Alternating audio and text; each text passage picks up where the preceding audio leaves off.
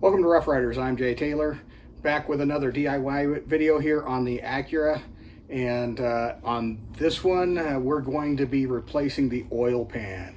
So as we look underneath the car, I can see that I'm going to need to remove the exhaust, or I'm going to have to drop the exhaust at least enough to get the oil pan out.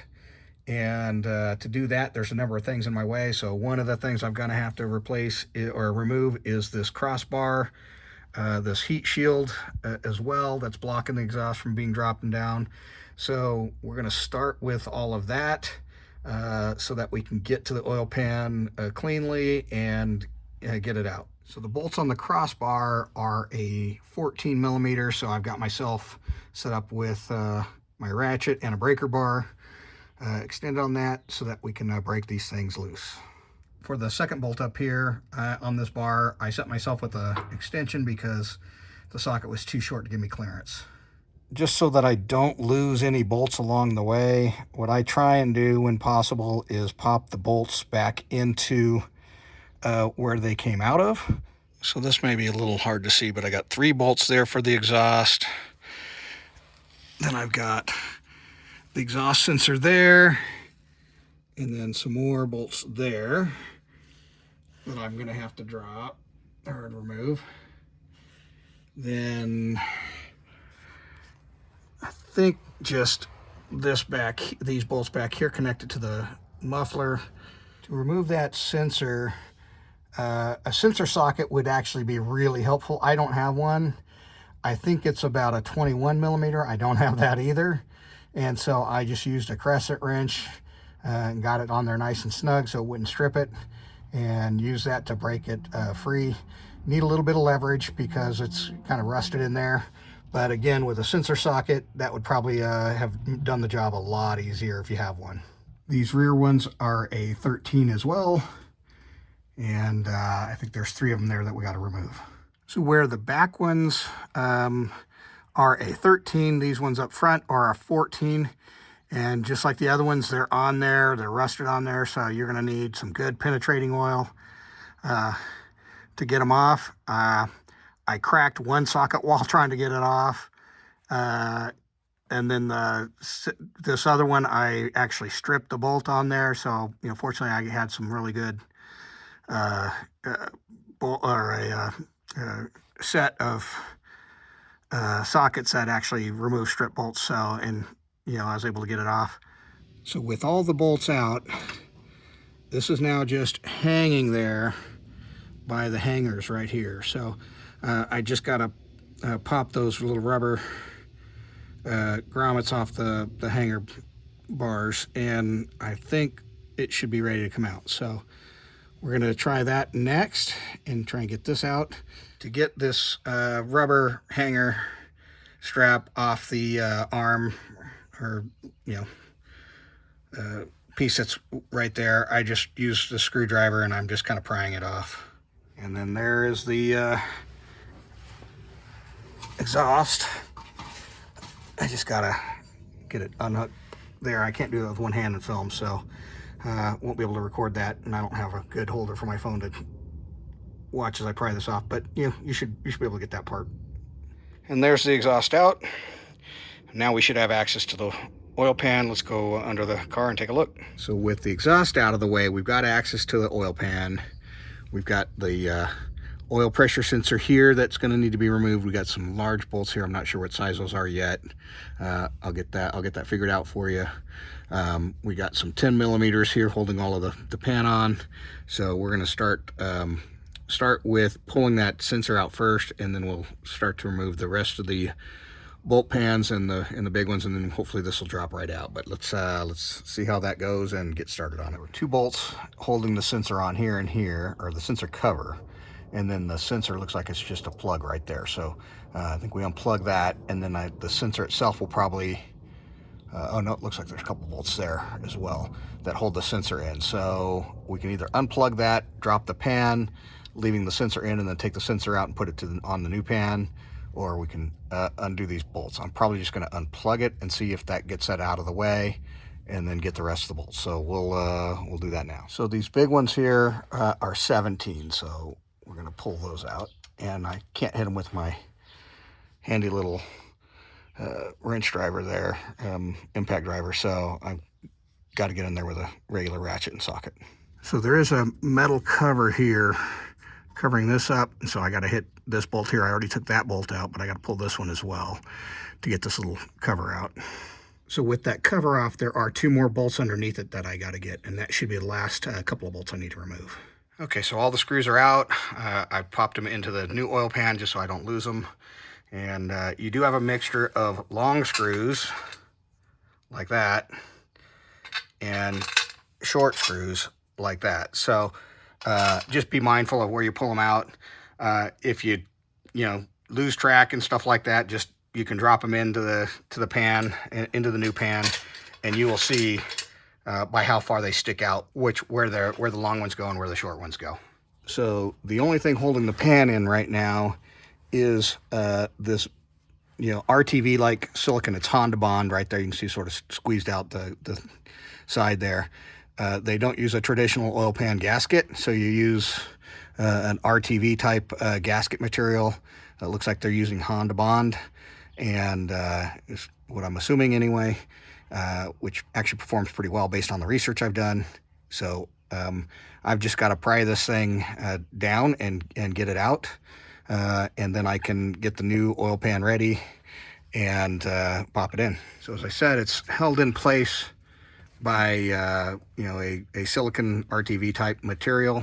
So basically it's kind of an adhesive that kind of glues it together. And you got to be really careful, right? I mean, you could try and get up here and pry with a screwdriver or something like that, but you've got to be really careful that you don't damage the mating surfaces, because you need that to seal up really tight. So what I did to break it free, since I'm replacing the pan anyway, I just used a little lateral force with a mini sledge and smacked it a few times right here, and that seemed to get it to break free, and that should have not damaged the surfaces. At least that's what I'm hoping. So let me pull this the rest of the way down, and then we'll take a look at what's there. All right, there's the pan out. A little bit of silicon RTV stuff like here. So we're going to pull all of this down and get it cleaned up and make sure that that mating surface isn't damaged. Yeah, right now it all feels pretty good, but I'm going to have to do a lot of cleanup work there to get it all ready to put the new one in. So let's get everything wiped down. Here's the pickup tube and all of that. So let's move to the next step. So here's the old pan and the new pan side by side. Looks like this new pan is a pretty good fit. I got it for, I don't know, around 75 bucks on Walmart online. And it looks like it's a perfect match. So we should be good to drop this new one in and put the RTV and stuff on it, or the Honda Bond, and get this job done, get it back together. So I removed the oil sensor from the old pan. Note it's got a little rubber grommet sort of gasket there, and we're gonna just install it in the new pan. Okay, it's a little hard to see, but I think I got it cleaned up pretty good. Basically, I hit it. The brake cleaner didn't do as much as I was hoping it was going to do to clean it up, so it was mostly just using a plastic scraper and my fingernail and stuff. I don't want to damage this surface here at all because it's already milled nice and flat. So we just want to make sure it's nice and smooth, that mating surface. We want to make sure it's free of oil and grime, and just run your fingernail along it and make sure your fingernail doesn't catch on anything is what you're trying to do to get it nice and clean. Check around the screw holes where you tighten the pan up because you don't want to create any gaps or anything where oil can seep out. So that's pretty much what I've done here. Okay, we're getting ready to put the Honda Bond on right now. When you go to install the oil pan, you want to be really careful as you lift it up into place. One, you don't want to smear the Honda Bond around, but you also got alignment pins right here and right here.